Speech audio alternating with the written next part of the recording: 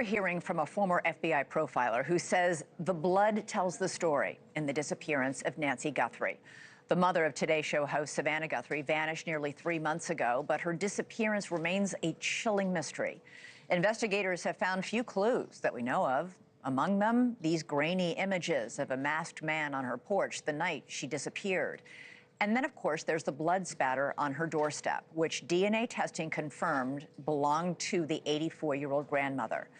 But while these clues may seem limited, my next guest says these images provide a treasure trove of information on Guthrie and what happened to her that night. I have spent the last several hours going through every verified public statement, every leaked court document, and every on-record interview tied to the disappearance of Nancy Guthrie.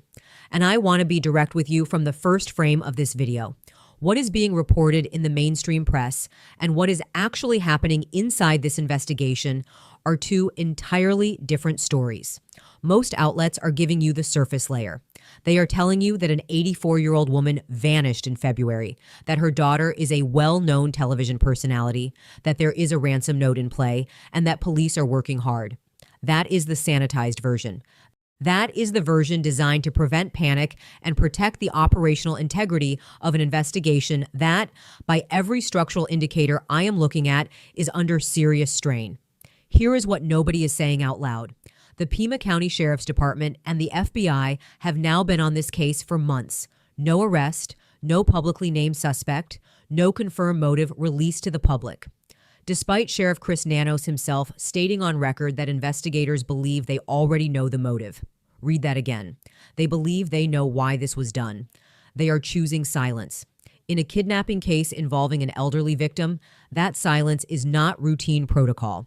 That silence is the sound of an investigation sitting on something it cannot yet prove in court.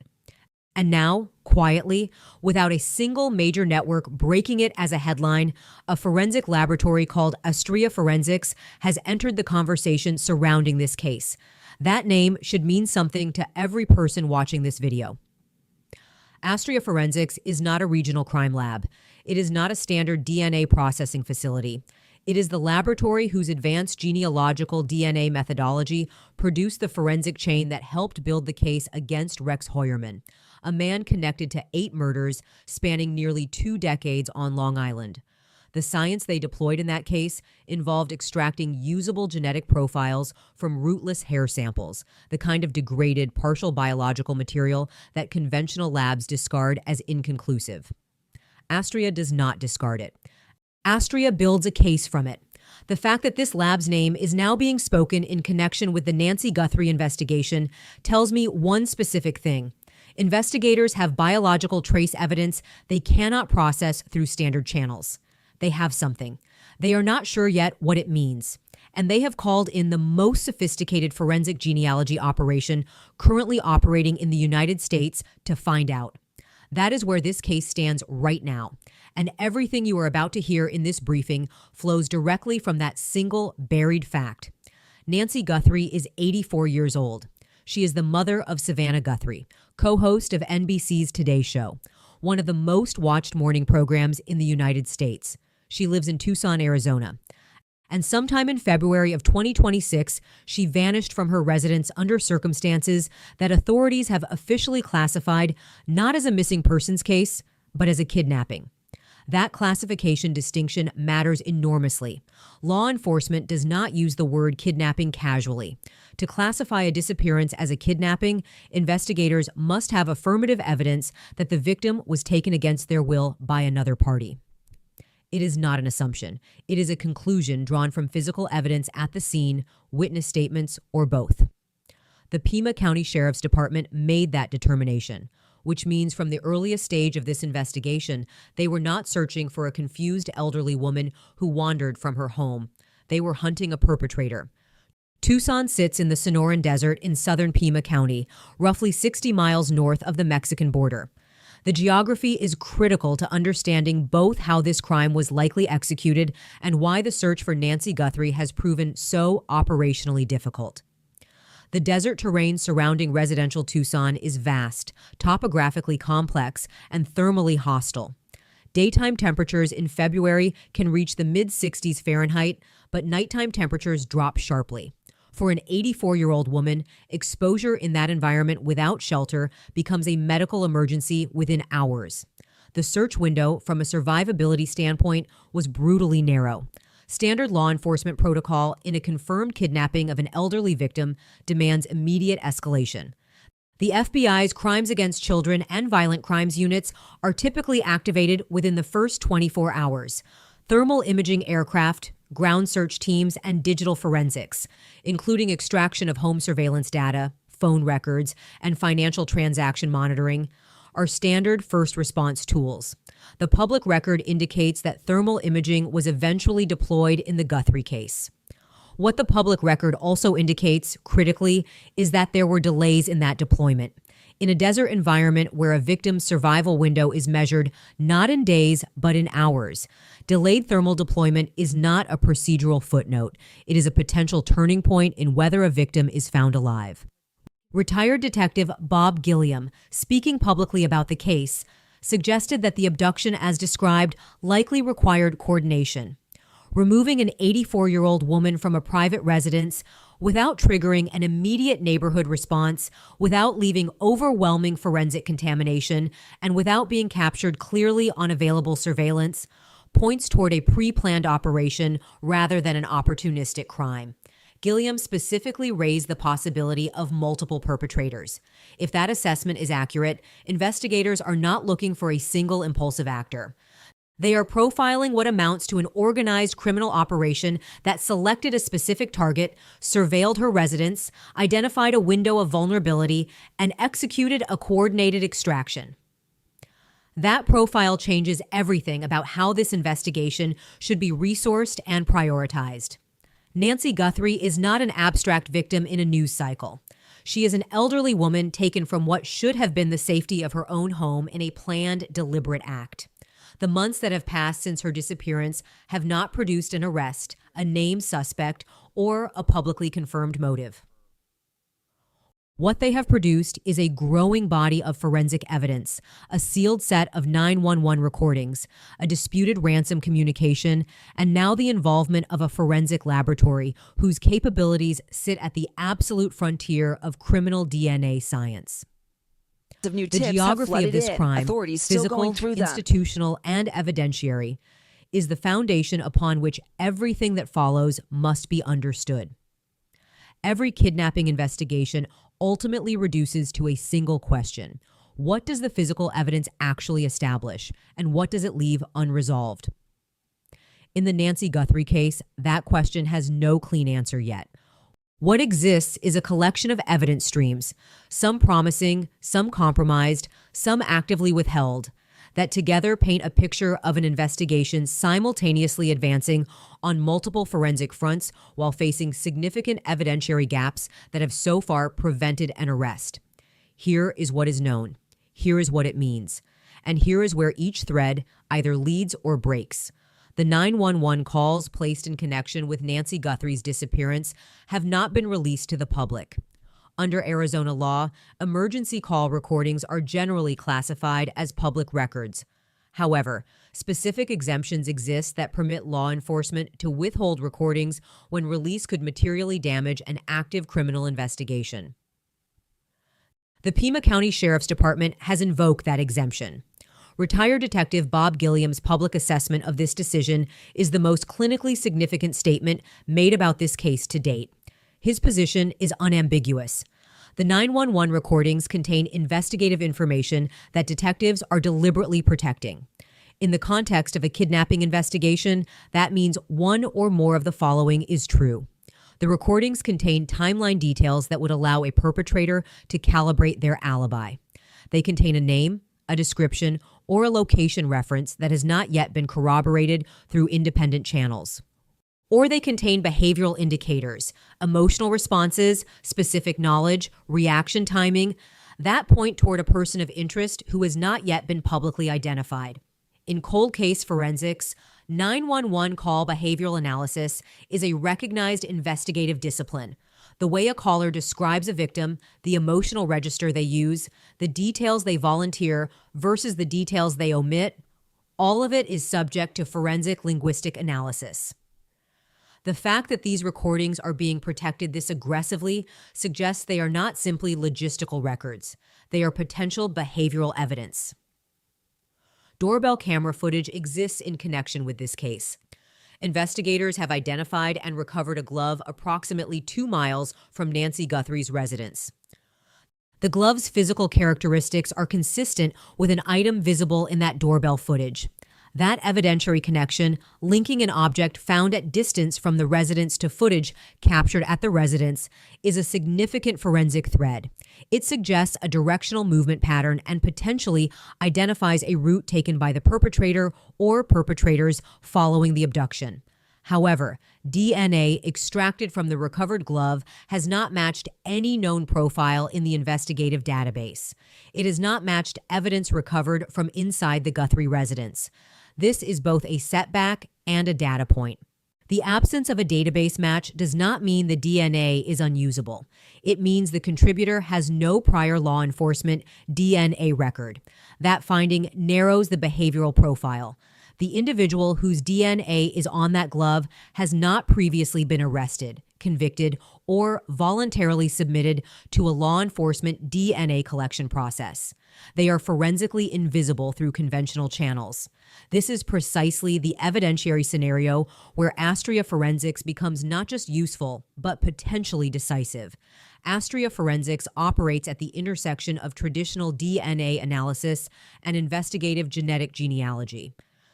The methodology they deploy, most publicly demonstrated in the Rex Heuermann case, involves extracting genetic material from biological samples that conventional forensic laboratories cannot process into actionable profiles. Rootless hair, degraded skin cells, partial touch DNA from fabric surfaces. Material that a standard crime lab marks as inconclusive, Astrea processes through advanced sequencing technology to generate a partial genetic profile. That partial profile is then cross-referenced against publicly available genealogical databases, the same databases used by ancestry research platforms, to identify biological relatives of the unknown contributor. From those relatives, investigators build a family tree. From that family tree, they narrow toward the source. In the Heuermann case, this process connected biological material recovered from crime scenes spanning nearly 2 decades to a living individual with no prior criminal record and no existing law enforcement DNA profile. The method worked precisely because the subject was forensically invisible through conventional means, identical to the profile suggested by the unmatched glove DNA in the Guthrie case. Forensic genealogist C.C. Moore, one of the most recognized practitioners in this field, has publicly indicated that investigators in cases like this gravitate toward laboratories with which they have established a record of success. The implication is direct. If Astrea Forensics is being discussed in connection with the Guthrie investigation, it is because investigators have biological trace evidence they believe is viable for genealogical processing, and they are preparing to run it through the most capable pipeline currently available to law enforcement. The FBI's parallel examination of a recovered hair sample using advanced technology aligns with this forensic trajectory. Hair without an attached root follicle cannot yield nuclear DNA through standard extraction, but mitochondrial DNA analysis combined with genealogical cross-referencing can still generate investigative leads from rootless samples. The FBI's involvement in this specific evidence stream suggests the hair sample is being treated as a priority forensic asset. A ransom note exists in this case. Its precise contents have not been confirmed publicly. What is confirmed is that a separate individual, not connected to the kidnapping itself, has been federally charged with submitting a fraudulent ransom demand. That individual was granted a $20,000 bond, a decision publicly criticized by former FBI agent Jennifer Coffindaffer as dangerously inadequate given the federal charges involved and the severity of the psychological harm inflicted on the Guthrie family. A trial date of June 23, 2026 has been set for this individual. The existence of a fraudulent ransom communication running parallel to what may be a genuine ransom demand creates a specific investigative hazard. It contaminates the evidentiary record around the ransom note strand of the case. investigators must now forensically and behaviorally distinguish between a copycat or opportunist and the actual perpetrator's communication. A separation that demands meticulous linguistic and forensic document analysis. The single piece of evidence most likely to break this case is the biological material currently being processed or considered for processing through Astrea Forensics. If a genealogical profile can be constructed from the glove DNA or the recovered hair sample, and if that profile maps to an identifiable family network within a geographic radius consistent with the crime, the investigation moves from stalled to targeted with a single laboratory result. That result does not yet exist in the public record, but the architecture being built around it suggests investigators believe it is coming. A forensic investigation is only as strong as the institutional infrastructure supporting it. The physical evidence in the Nancy Guthrie case may ultimately prove sufficient to identify and prosecute a perpetrator.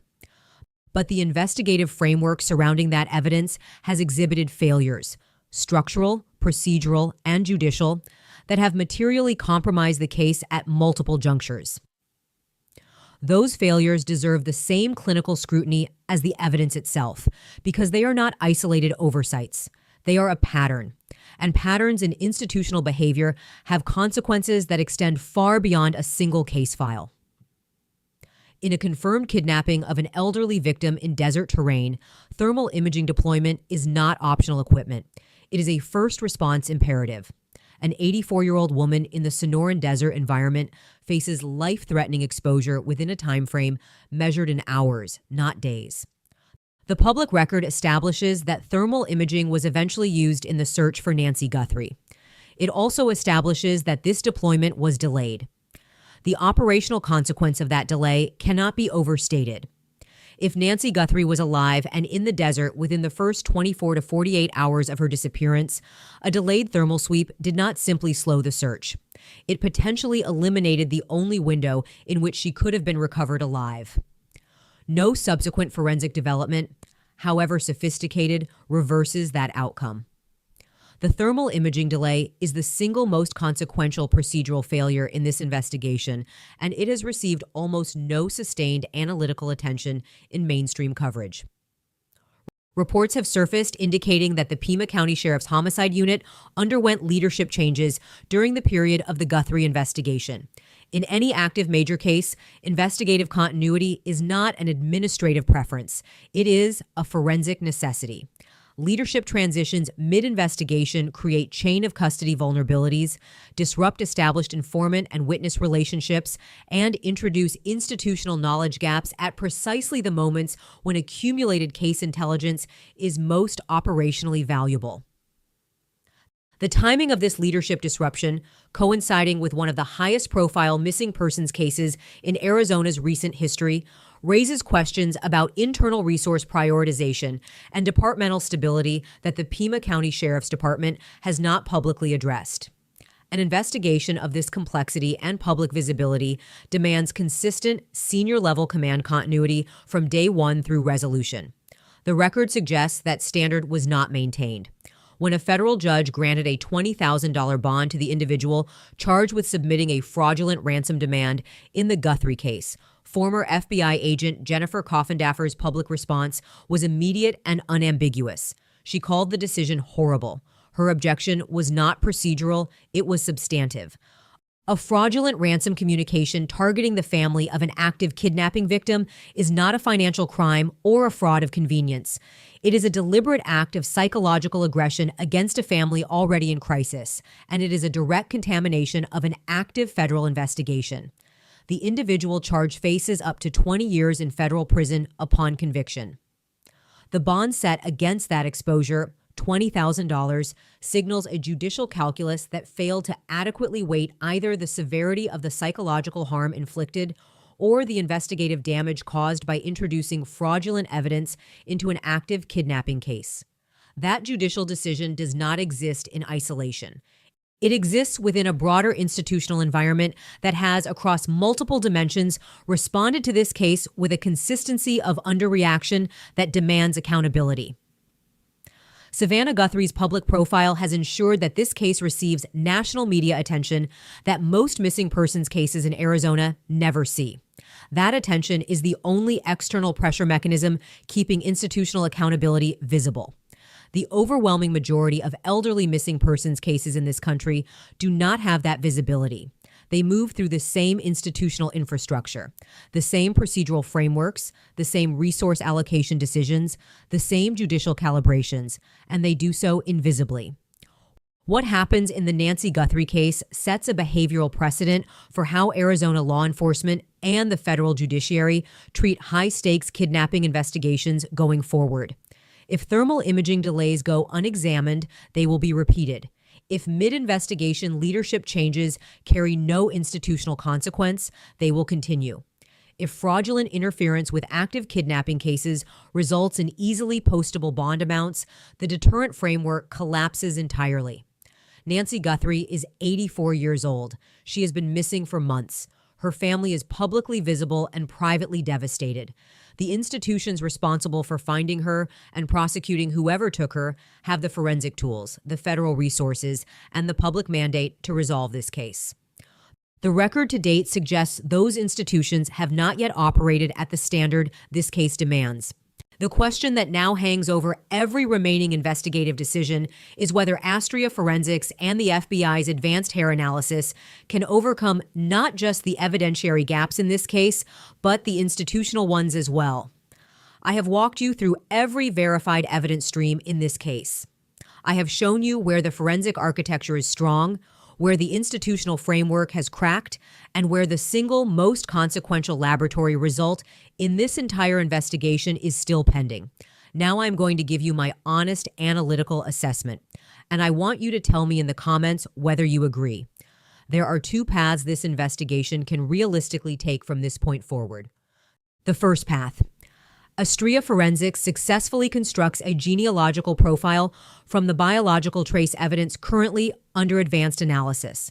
That profile maps to a family network within a geographic radius consistent with a coordinated abduction from Tucson. The FBI cross-references that network against the behavioral profile established through 911 call analysis and the doorbell footage timeline. An arrest is made before or concurrent with the June 23rd ransom note trial date, a proceeding that itself may force additional evidentiary disclosure that accelerates the primary investigation. This is the path where the science outpaces the institutional failures. The second path.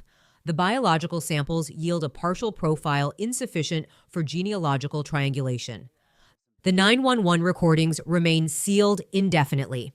The glove DNA sits unmatched in a database with no incoming reference point. The investigation does not go cold officially. It never does in a case with this visibility, but it slows to a pace indistinguishable from cold. Months become years. The forensic window closes. I have spent considerable time with this case file. My assessment is that the outcome will be determined entirely by what Astrea Forensics returns on that biological evidence. That single result is the pivot point between justice and permanent uncertainty. Which path do you believe this investigation is on right now? Drop your tactical assessment in the comments below. If this analysis gave you something the mainstream coverage did not, subscribe and turn on notifications. Because when the next development breaks in this case, I will be back with a full updated briefing within hours.